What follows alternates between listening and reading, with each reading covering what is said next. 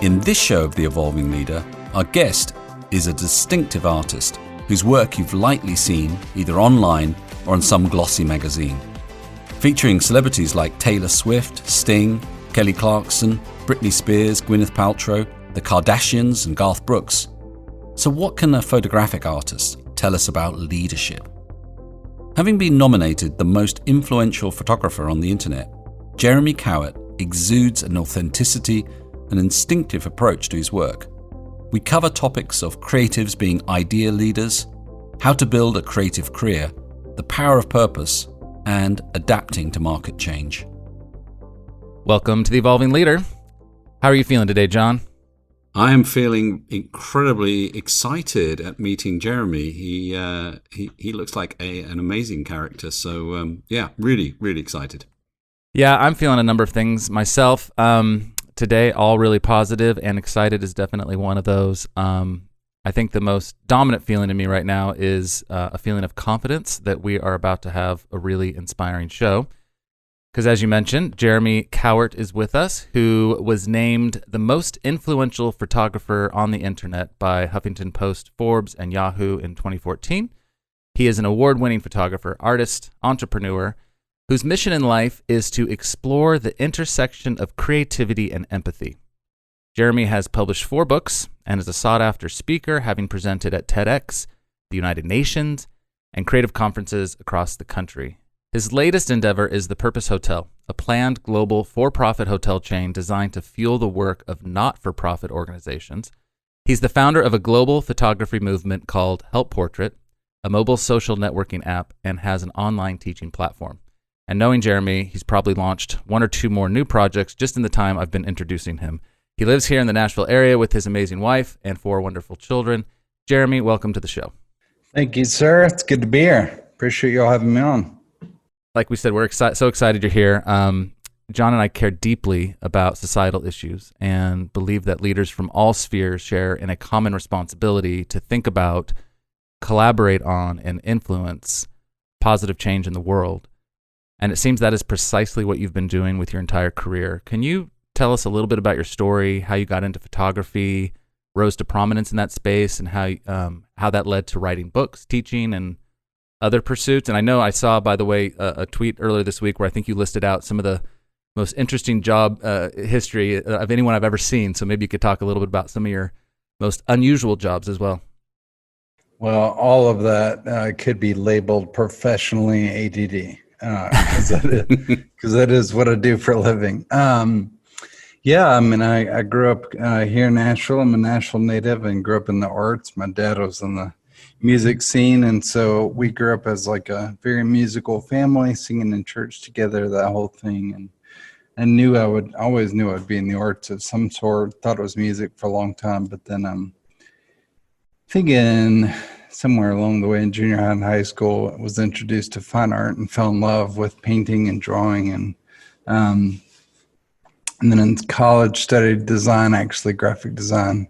Took 1 photography class in college and made a D, so nearly failed photography. So it really wasn't until years later that I discovered photography, because I spent the first several years as a graphic designer for ad agencies, and then I started my own little design agency, and it was in that journey that I needed a camera to start like scanning textures in the world around me. And then it's like, I really love shooting. And then I started photographing my friends, and they would get signed to labels, and labels would hire me to do shoots. And so it was all a very organic, kind of accidental process. Everything really has been accidental. It's been a wild ride. And then a few years after that, an agent in Hollywood discovered me, and we signed a deal. And next thing I know, I was shooting, the biggest celebrities and movie sets and TV sets in Hollywood. And so, it was all very accidental for sure.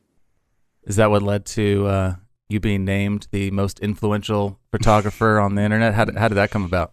Oh gosh, I now cringe when I hear that because it's just not true anymore. But there for a moment, so there was an agency that had done 30 in-depth studies on influence, and they had researched, like 30 different industries. And when it came time for the photo industry, they looked at the time, gosh, it was across, Twitter, Instagram, Facebook, Pinterest, I forget what else. And they said I wasn't number one on any platform, but when they averaged them all together, I was getting the most engagement of anybody. And so it was awesome because it was just a cool thing to put on the resume and got people's attention. Yeah.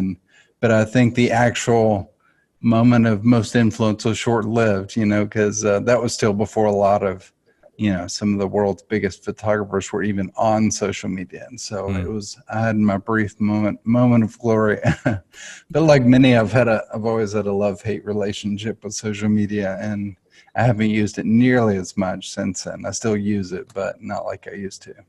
How has photojournalism changed over the last 20 years in the shift to social media? So you're saying you're not using it as much. I'd like to hear more about that and kind of what you've been observing has been changing and where you think it's going.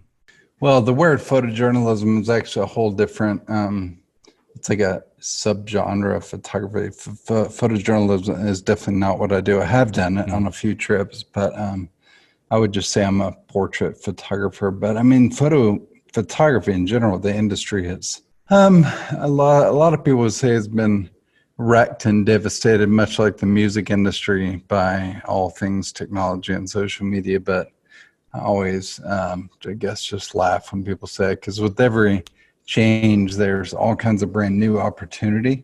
You just have to figure out how to pivot and move with it instead of just whining and complaining. And so, there's definitely been a lot of things that have changed, but it is what it is. You just keep figuring it out.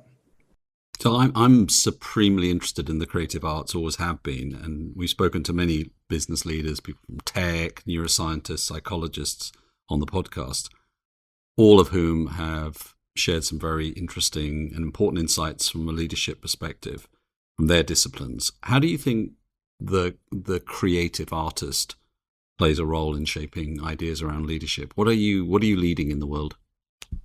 Yeah, it's, I think creative artists are essentially the idea leaders, where we're often just sitting and, listening to culture and waiting for what to say and how to say it.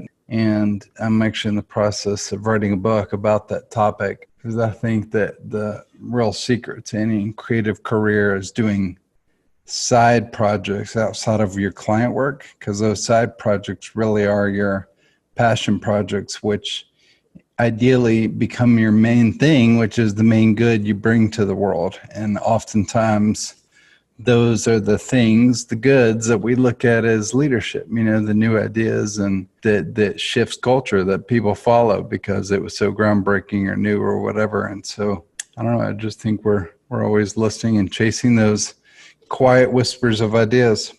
What's happened this year that's kind of, because this has been a momentous time for everybody.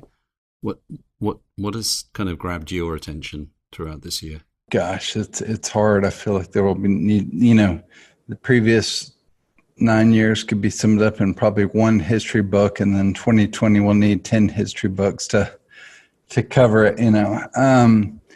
For me this year, like most artists, was really, really hard because I make a living as a public speaker as well. So obviously all speaking went away, a few virtual gigs, all photo shoots pretty much went away for the most part. And so, it was a crazy moment. In the beginning, I got really inspired. I launched an idea on how to do virtual portraits in my own unique way, and I ended up doing literally 1,200 photo shoots in like 6 weeks in 39 countries in all 50 American states. And so I went off in April and May and just met and photographed people all over the world. It was crazy. Then I got burned out and literally couldn't do it again. I was like, okay, that was that. That idea was born and, sent off into the sea, I guess. And so then I was like, okay, now what? And so I think I spent the summer doing a lot of painting and fine art just because I needed to. And yeah, it's just been a lot of searching and trying to pivot and figure it out. I think August and September were my darkest months, where I just was like creatively dead and not motivated, not driven, not anything, which is rare for me because I'm usually pretty, driven and usually have a lot of ideas. But I just went brain dead there for a couple of months. And then October was busy with photo shoots as people started coming out a little more before it hit again. And then November and December have been this crazy surge of probably my most prolific and productive just surge of fresh ideas that I couldn't be more excited going into 2021. Can you just talk us through your creative process? To what extent you've kind of articulated it to yourself or surfaced it in yourself? How do ideas come to you, and what do they mean? What's the process? That's what the new book is about. I'm writing about the process. It's 7 steps.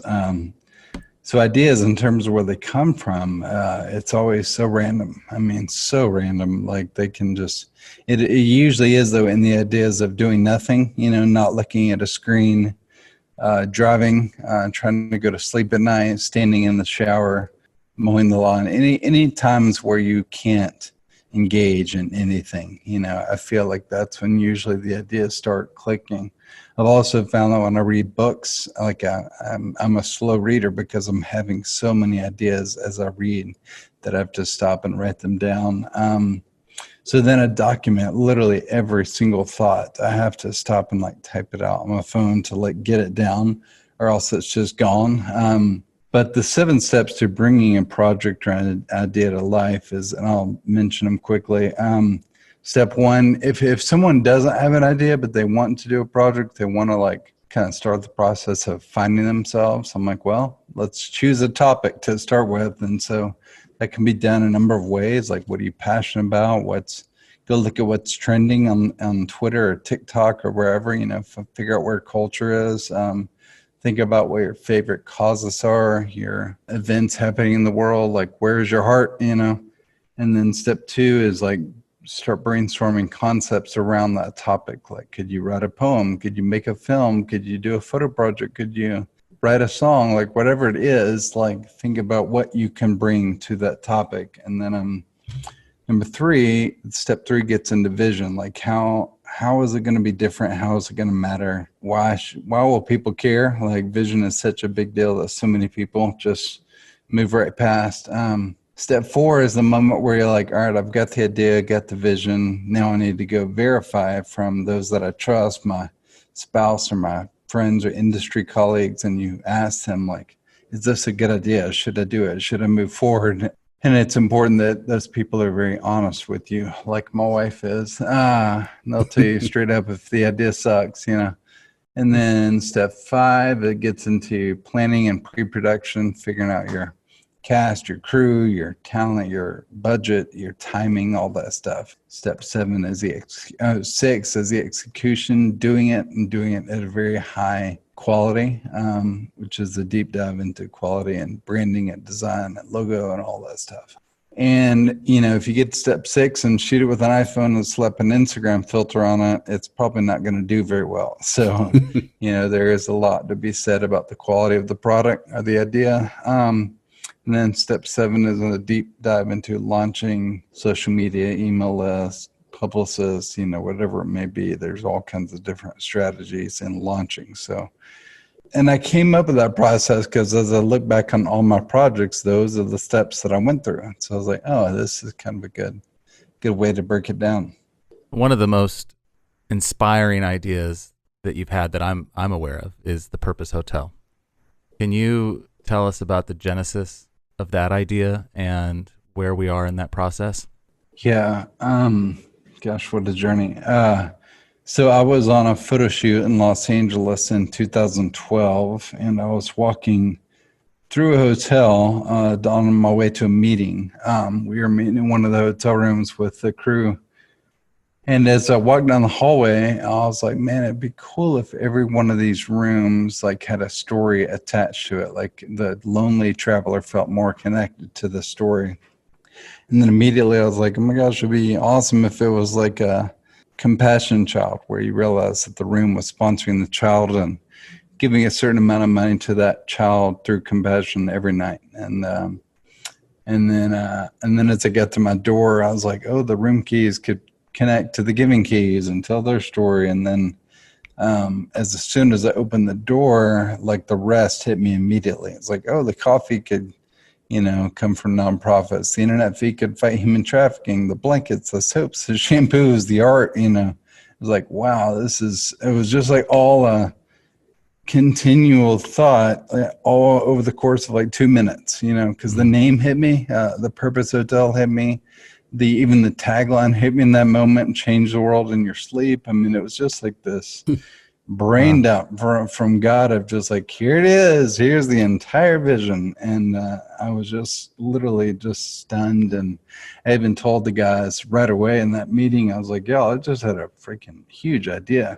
And this was in 2012. So, social good and these businesses giving back wasn't really a thing like it is now. Now that this thinking is normal. But in 2012, I mean, Tom's Shoes existed, but there wasn't much else in terms of businesses giving back and doing good from a very public standpoint. And so it was a pretty wild idea in that moment. And I shared it with the guys, and they were like, that's amazing, but we have a photo shoot to do, so we were get back to business. But then that night I came home and told my wife, who, she just started like weeping, like crying. And that's why I love her, because she's honest when it's amazing. She's honest when it's not amazing, And so she started weeping, and she was like, this is the one, like this is the idea that you have to pursue. And so I knew it was a good one. And then I did actually pursue it right away with a guy in LA, but I found out very quickly he was just not a good partner. And so then I jumped ship, and for 3 years just said like, okay, that one is too big. I can't just go and build a, multi-million-dollar building. And so I just kind of gave up to fear and surrendered. And then it wasn't until 2015 that we picked back up and started moving forward with it. I think that's when I first heard about it. And I think I don't know if it's for public consumption yet, but I think I saw a tweet from you recently where you said some good news around the Purpose Hotel recently. Can you share a bit about that? Yeah, I can share a little bit. Yeah. Basically, COVID really did like decimate the hotel industry for obvious reasons. And I've heard that the hotel industry won't really recover fully until 2026. And so you would think that we were done for. But a number of reasons that it's good timing for us. Nashville is still a hot market. Nashville is a drive-to market. People don't have to fly as much. Our story now matters more than ever. And then our investors and bankers have been telling us like everybody's going to be looking for like what is the new thing after COVID? Like what's the next hot whatever? Oh, and then the economy will recover. It's not if, it's when, because it always has. I mean, we've been through many economic downturns and recessions before, and even pandemic. So yeah, we know there will be a return to market, and hotels will thrive again eventually. And so anyway, so yeah, we've suddenly had this amazing month of investors coming on board, and just like all systems go on the land and the architects, and like everything is just, it felt like it was docked, for this whole year, if not part of last year. And now suddenly like we're cruising, we're back out on sea and moving forward. And I couldn't be more excited. That's fantastic. Hi folks, Phil Kirby here, producer of the show. If you're enjoying The Evolving Leader and would like to stay connected with us between episodes, follow us on Twitter at evolving_leader. And please be sure to leave us a review on Apple Podcasts. Thanks for listening. So you're especially gifted at coming up with ideas, and thank you for sharing your process. And I was really resonating with when you said, when I'm not allowing myself to be distracted with screens or whatnot, like I'm in the shower, ideas come, the brain kind of frees up to kind of come up with these ideas. But some people might be listening to this kind of going, I take showers every day and I never get a big idea. So I'm curious from your perspective, what mindset do leaders across the world need to adopt for coming up with bigger and better ideas? and perhaps especially big, transformative, purposeful ideas to bring to life that benefit us all in ways that the Purpose Hotel can.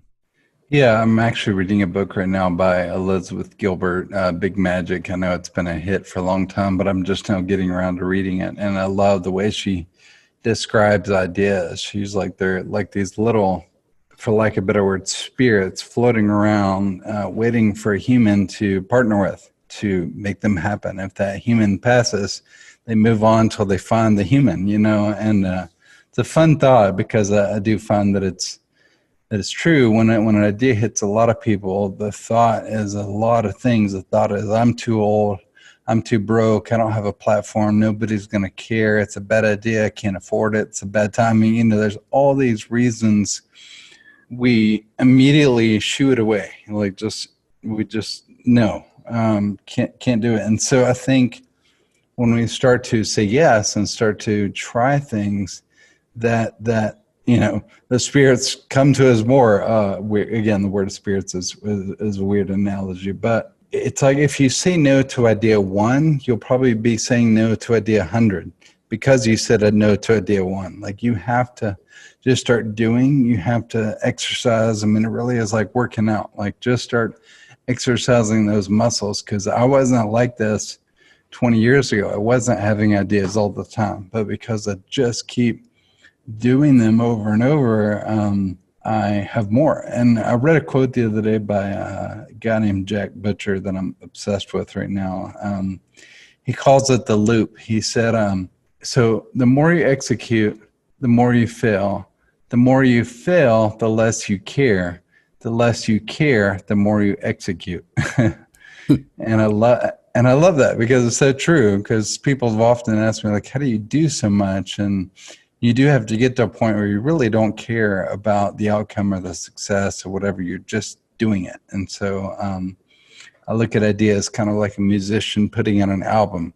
Each project is an album, and some may fail, some may blow up, but I keep putting out records, and that's the course of, being an artist and having your career in the arts. And I think a lot of people, if they just do that first album and put it out there, they'll have a little more confidence in doing the second one.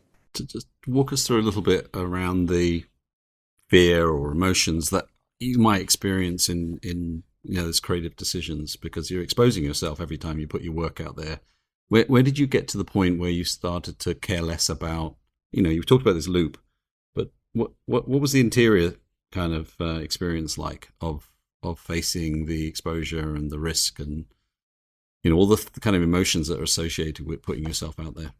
Yeah, I mean, I still have them. I mean, fear never goes away, insecurity and doubt, all that stuff never goes anywhere. But even as a kid, I was drawn to like that moment of walking into the haunted house first, or going up to the top of the tree on the ropes course and doing it first, or jumping off the cliff into the water first. I've always been drawn to this moment of just like letting go and jumping into fear. And I'm not pointing out that I'm brave. It's just as an adult, I had sudden memories of like, wow, I've always been this way, wired to go first, wired to try it. And I don't know why, but I really do feel like the same intuition goes into business and entrepreneurship. Like you just gotta, but over time, now that I'm 43, realize that people admire the attempt either way, whether you're successful or a failure. And so, not that I'm doing it for admiration, but in the beginning, you do worry about are people going to think I'm an idiot? Are people going to think this is crazy? But over time, it's like you just realize that and not only that, but you learn so much through the failures. I spent 4 years developing an iPhone app that was an extreme success upon launch, but it ended up dying a slow death with the rest of them. And that's 4 years of my life and just countless thousands of hours of work. And it failed, and I'm not for 1 second regretful about that. It informed so much of what I do now in the hotel. And the first Purpose Hotel Kickstarter failed too.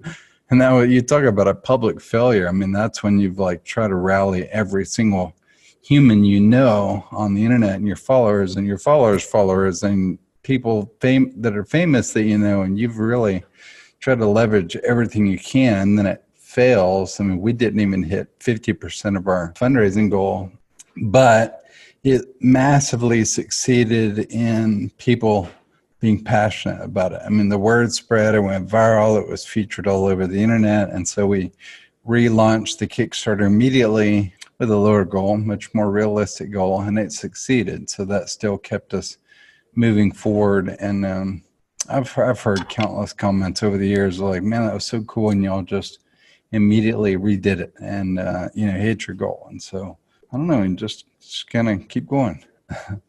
Who's had the biggest impact on your life as an artist?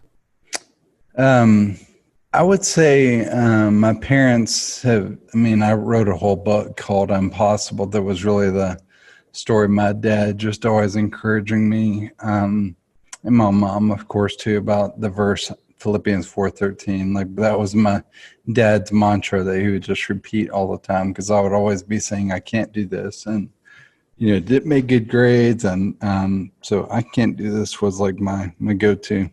But outside of my parents, there's a really early influence, this guy named Jimmy Abeg, who's still a good friend. I was a huge fan of Jimmy, like literally like fanboy. He was a painter and musician, and I met him once at a coffee shop, and I was like, dude, you're a rock star, and I'm a big fan. And he was so sweet, and he's like, send me work, I'd love to see it. And so I sent him a bunch of stuff, and he liked it, and we just struck up a friendship. But he told me really two of the most important things, and then introduced me to one of the most important people. He was the first one to ever tell me, you should quit your job tomorrow and start working for yourself. I was working for an ad agency at that time, and I did. I literally quit my job the next day because I knew he was right. And that was the beginning of 20 plus years now of working for myself. And then a little while later, he was the first one to say, you should buy this new thing called a digital camera, which started my whole photography career. Then I actually just realized this last week. Now, I mean, he's already this massive character in my life, but I realized that he introduced me to a guy who introduced me to another guy that is now my business partner and manager of 16 years now. And so my partner on the Purpose Hotel, who really gets the credit for building the Purpose Hotel, like that also came through Jimmy. And so this early influence just really did change my whole journey. What are the things that are most exciting you from an artistic perspective? What's influencing you in the future? What are you getting excited about? Yeah, part of those 7 steps I just told you all about, I'm realizing that can apply to anything and everything. So that's now become my own podcast that I'm launching. It's becoming a monthly membership website that we're in the midst of launching. It's going to be a book that I'm writing. But I'm realizing it all ties perfectly into the Purpose Hotel, because we call the hotel a celebration of humanity.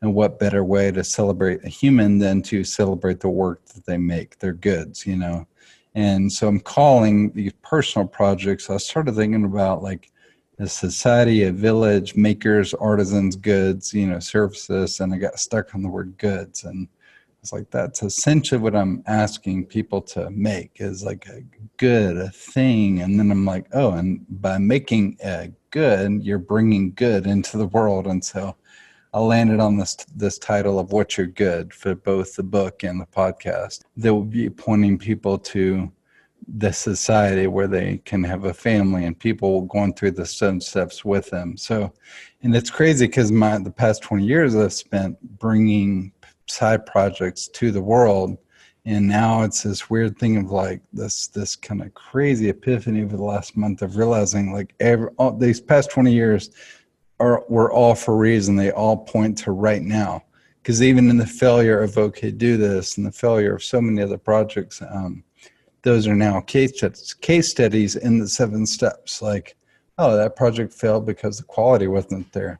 that product failed because the launch, we had a horrible launch and could have done that a lot better. And so everything is now making sense in my own little process, and it's all now being used as stories and case studies to share, to help people walk through their own projects. And so and then realizing that all ties perfectly into the Purpose Hotel. Like, it's just crazy how everything suddenly is making sense in my world, especially after August and September, where nothing, was happening, and there was no momentum on the hotel. It just was stalled. And so, yeah, it's cool to be having all these realizations. I love that. So, with all your many things you're up to, how are you investing in yourself and your well-being and your own health? We're big proponents of making sure that as leaders we take care of ourselves, mind, body, all of it, right? So what do you do to stay grounded, healthy? Man, yeah, that's another big topic. Yeah, so I have a brain disease called Friedreich's ataxia. I was diagnosed two years ago. It really affects my mobility, my walking balance, my strength, coordination. And so I'm actually standing on a treadmill as we speak right now. I like to walk as I work. But back in May of this year, I felt like I was dying. I mean, I felt just horrible because I wasn't exercising, wasn't eating well. It was just a mess. And so I made a decision in probably June, like, I literally can't do this. Like, if I do this, it's a downward spiral from here. And death always feels real close anyway. I lost my brother 5 years ago. He was my age now, 43. And I lost my mom this summer. And with COVID and so many people getting sick and even dying, like, it just feels like, man, I've got two very simple choices: work your ass off and be healthy, or just decline. And so as of, ever since June, I mean, I've done an amazing job of working out several times a week. I go to D1, which is like a CrossFit. And then I've stayed away from gluten and dairy ever since then. And just so I eat clean and I exercise and I read a lot. And so I feel like even though my symptoms still exist, I feel like I'm healthier than I've ever been, which does feed into everything else we've been talking about. Wow. Thanks for sharing that. Yeah. I still walk like a drunk. So if you see me stumbling around, you'll know why. You were giving advice to a young artist or a young creative person who's at the start of their career. They've just left school or college. What kind of things would you talk to them about? I would tell them to be a doer. Just do stuff, put stuff into the world. Do projects that are outside of just trying to land client work. I mean, that was literally my path of being a 21-year-old. Is always just making things for no money, no budget, but that's how I got started. And it's interesting. We were recently in a counseling session. We have a difficult son, and we were meeting with this counselor, and we were describing my son and how he's not making good grades, and or how he doesn't make good grades and all the challenges. And as I realized as I was describing my son, I was like, I'm also essentially describing myself at that age. I mean, I wasn't a behavioral problem, but I was an academic problem according to myself. And I just didn't make great grades and was ADD and, a bit aloof and always daydreaming. And I literally asked the counselor, I was like, how did